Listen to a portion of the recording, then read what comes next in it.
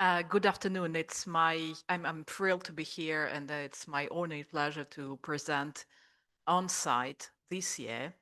And so, with a joint study with Svetlana Kleiner, we'll continue the topic of paper mills. So, paper mills cause structural changes in science due to the commercialization of fraud.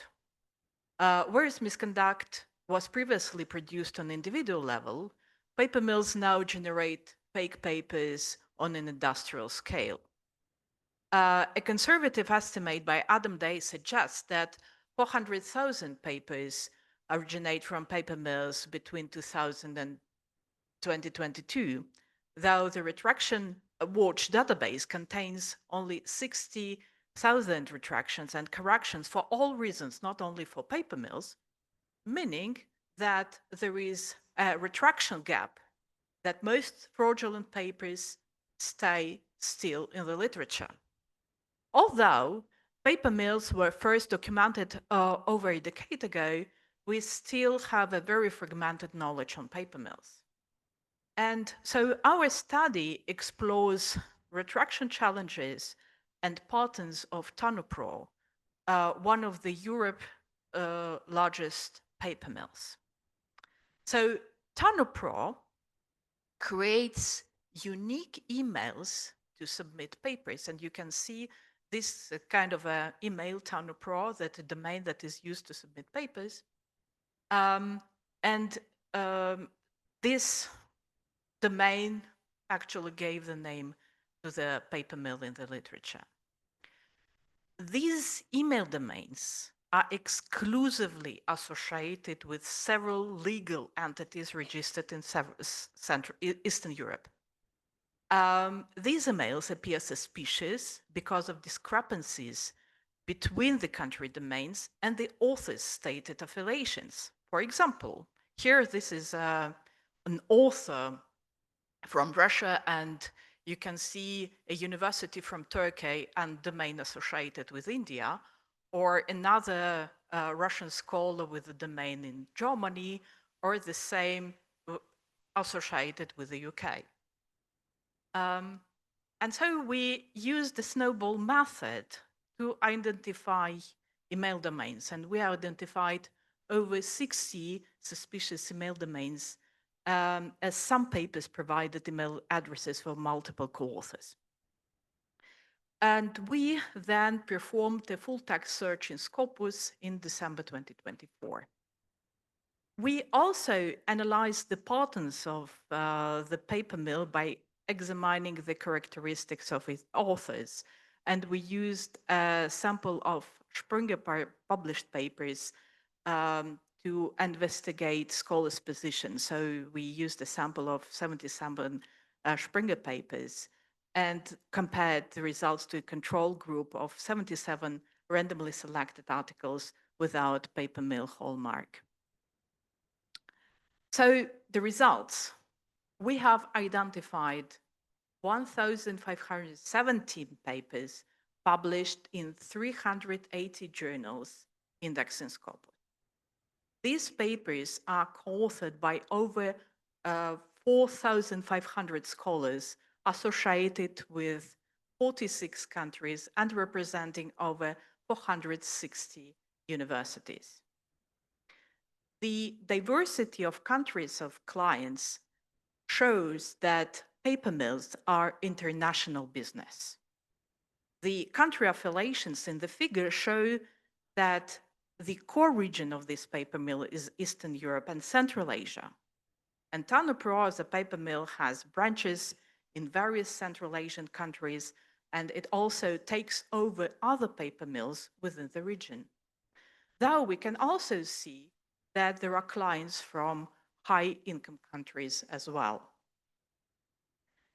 Tanu.pro associated emails were mostly in use between 2020 and 2022. After that, paper mill switched to commercial emails like Outlook.com or Gmail.com, which impedes identification.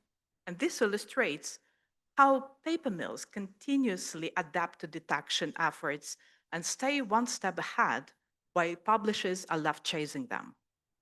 However, some of these domains are still in use, and we have evidence that even the reputable publishers continue to publish papers linked to these emails, despite the full list having been shared with the STEM Integrity Hub on a pro bono basis. The specific pattern of this paper mill is 5 co-authors. Over 50% of papers have 5 co-authors. However, in fields such as humanities and social sciences, the usual number of co-authors tends to be lower. And this resembles a combo taxi system, where a paper does not get submitted until 5 co-authorships are paid for. While a problematic email is not evidence of malpractice, some papers submitted by Tanu.pro contain data anomalies, like in this example, where the full sample, well, if you look at mail and some employees, you don't have the same number. There is also evidence of citation anomalies, as the reference may not correspond to the text. There is evidence that some papers contain translation plagiarism, for example, from Russian into English. In this language pair is not supported by many text similarity detection software tools, and translation plagiarism is currently not detected effectively. And so in this example, this paper by Kazakhstani researchers was plagiarized from a bachelor thesis. So the question is, so how these papers with multiple malpractice and dishonest behavior are published? So one of the main tools is providing fake identities of peer reviewers during submissions, and Tim previously spoke about that. So this is a profile of Leon Holmes in Web of Science, and you can see that this profile is associated with a lot of peer review reports, though this profile has no publications at all. And this is a not existing scholar. And so the paper mill creates a lot of fake peer reviewers who provide positive peer reviews, and then papers are published. And so now we go to Springer Nature data. 8,432 submitted papers have been identified since 2022 by Springer Nature as likely coming from Tanu.pro. Most get rejected. After the patterns was identified, 1,083 submissions were further withdrawn by the Springer Nature prevention team. At least 79 got published, 77 are being or have been investigated, 2 more are about to be, and 48 papers have now been retracted.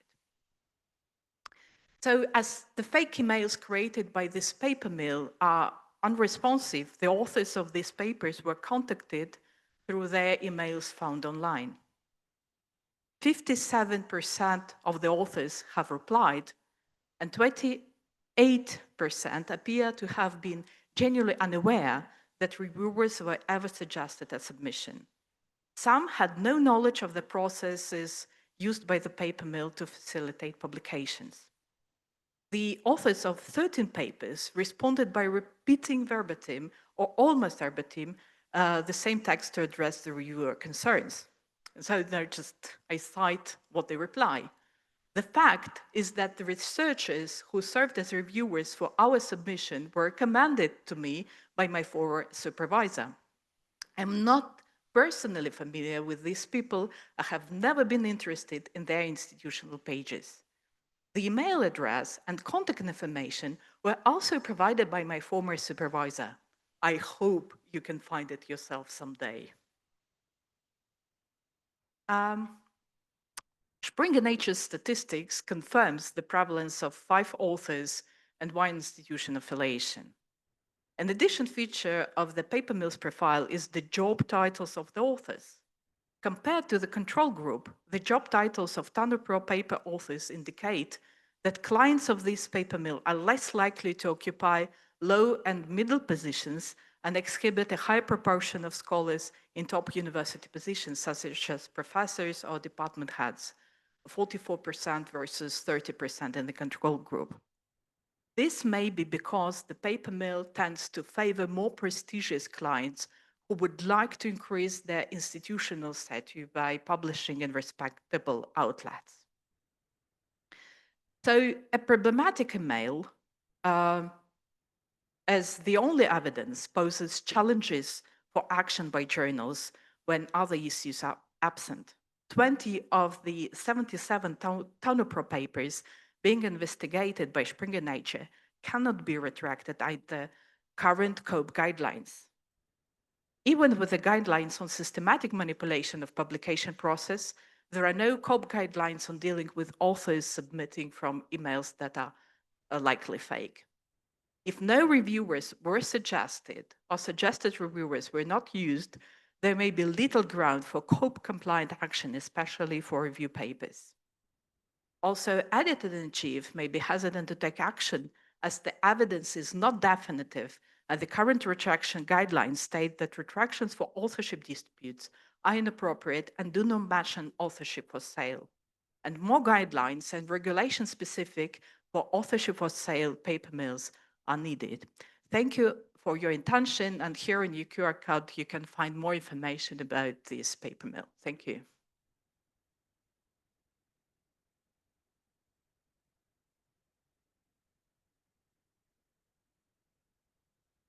Hi, Nihar Shah from Carnegie Mellon University. So this is amazing work and really heroic work in trying to find out this information. As you said, despite your amazing work, we still know very little about how they operate.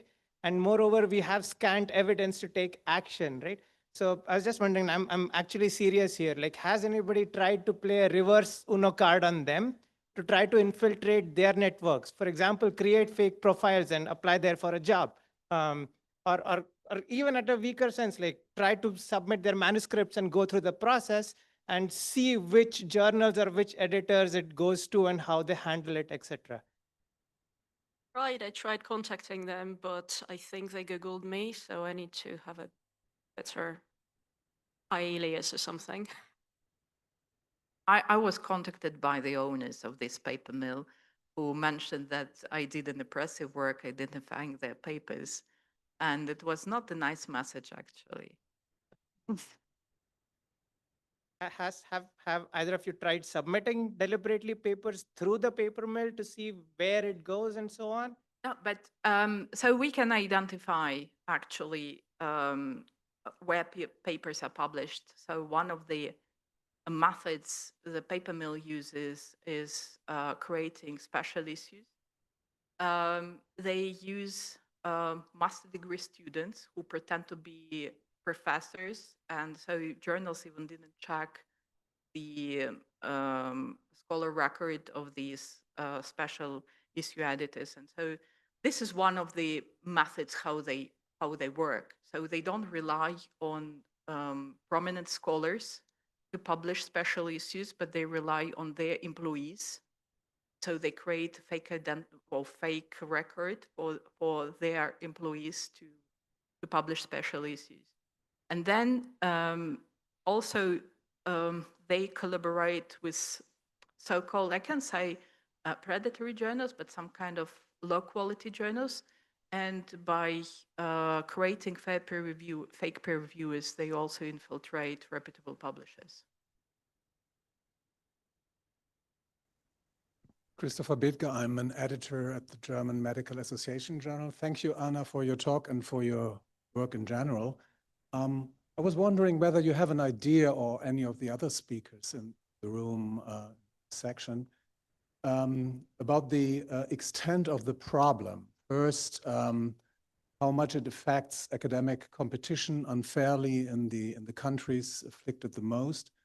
But second, and more importantly, how much of the content of paper mill papers actually enter the scientific mainstream discussion? So what is the extent, the true extent of the problem? Any ideas? So as I mentioned, we have very fragmented knowledge on paper mills. So what what we know that many disciplines are infiltrated, uneven. For example, as Reese didn't mention this slide about long non-coding RNase papers in medicine in treating cancer that are mostly infiltrated by paper mills. So meaning that if you read the title, long non-coding RNA in treatment cancer, it's more than 50% of probability that this paper is from paper mill. There is evidence that some other sub-areas of medicine are highly infiltrated by paper mills. And the problem is that these papers are then used for systematic reviews, meta-analysis. And this can cause, first of all, the delay of treatment, biased results, and this is highly problematic. Also, it can be a problem of those disciplines where the number of subjects to analyze is much higher than the number of scholars. So it's just pure combinatorics, like in non-coding RNAs, where there are so many RNAs. And your study needs to be novel. And it means that you can take a different RNA, fabricate data, and you get a paper. The same thing with crystallography. There are so many crystal structures. You take one, just fabricate the data, and as a result, 1% of all the database of crystal structures are now fake. So, so we need more studies to understand what's going on.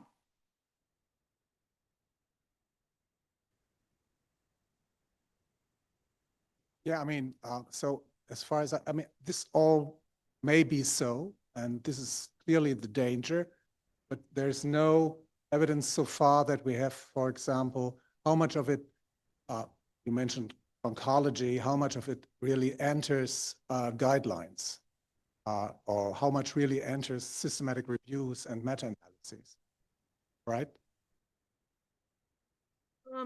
Sorry, it's just from the perspective of the publisher as well.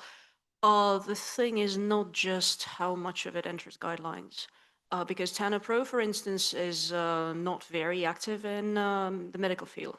But the main question is also how it dilutes the whole area of science. So, for instance, if I want to find research on whatever social problems or economics in a region, I will likely pick up paper mill studies, for instance.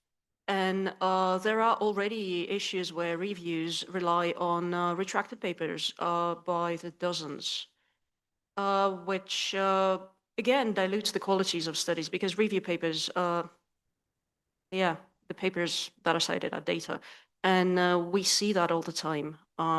So one of the things is that how do we better communicate that some papers have been retracted to the wider public?